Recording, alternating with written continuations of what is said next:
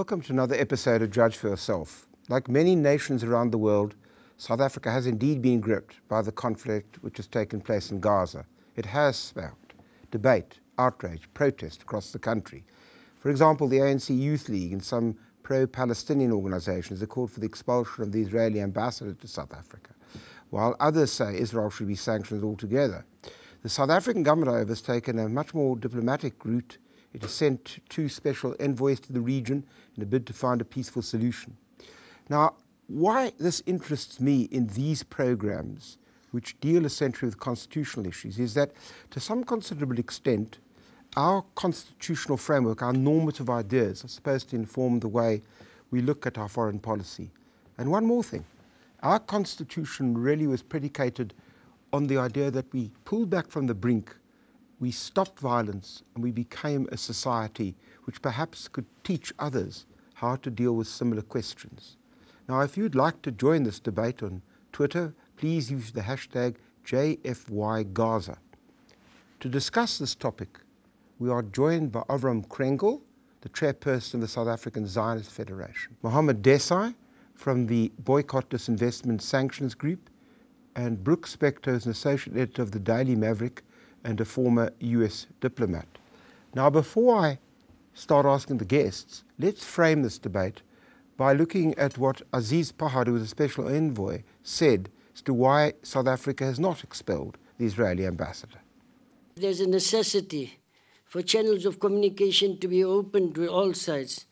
And I must report that nobody from the Palestinians called on us to break relations or recall our ambassador. In fact, they called on us to intensify our interaction given the gravity of the situation.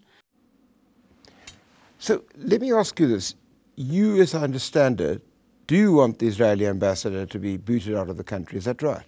We are demanding that the South African government can play a constructive role by isolating Israel, similarly to how apartheid South Africa was isolated during the 1980s, and this will create the necessary conditions for a just peace.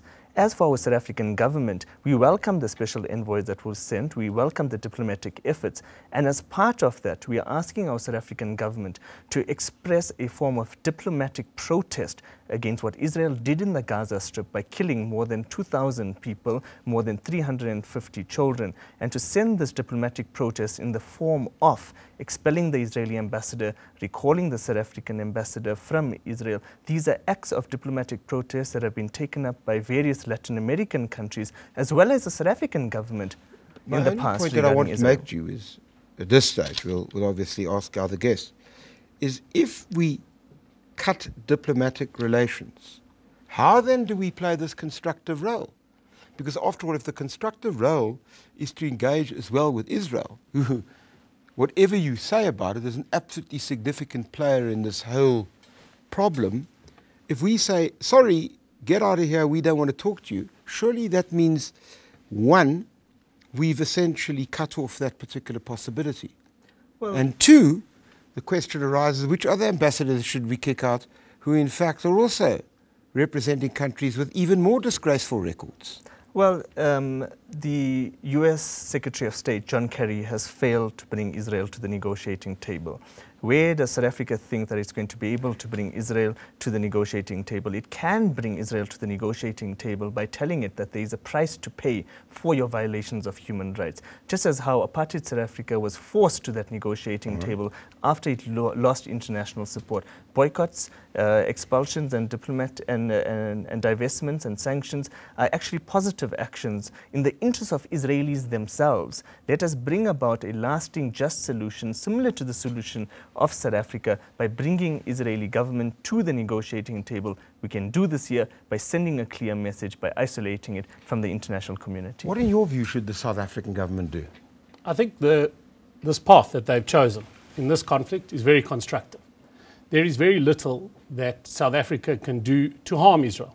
This boycotts, divestments, and sanctions campaign, Israel does not export much here. What it does export is high-tech systems in major corporations, gadgets, cell phones, etc.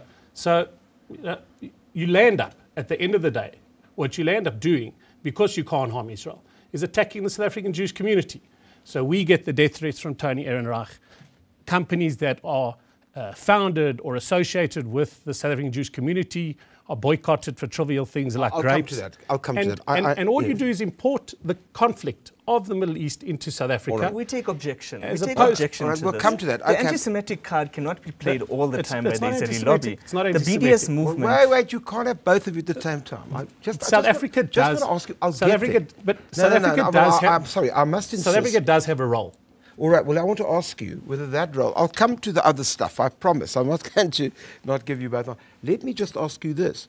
What, do you accept that the South African government is therefore entitled to criticize Israel? Absolutely.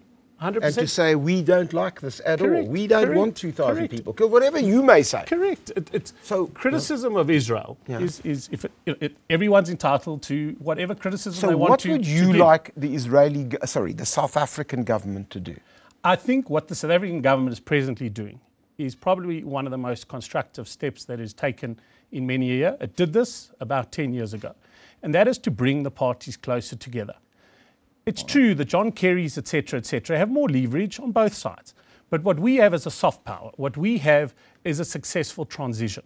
We have close relationships with the Palestinians on the one hand and the Arab states, and on the other hand, they're members of this community that can assist on the Israeli side. All right. And we have to try our best. Okay.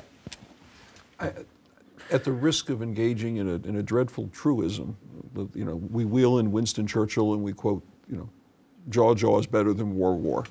It's important to participate in the discussion rather than to build the wall to close it off. The thing I would note as an observer of the larger diplomatic process, countries like Egypt have taken an active role with relations with the Israeli government in the negotiations that have been ongoing over the various ceasefires in Gaza in the last several days. Countries as different as Saudi Arabia and a number of other Arab states have chosen not to express virulent public disapproval. They have, in fact, quietly encouraged the kind of process that's ongoing. And as you can criticize John Kerry, Secretary of State, for all kinds of things, but it's probably not fair to say that in 1 year he hasn't solved something that has defied other people for half a century. I want to debate these issues. I have to take a break and then we'll come back.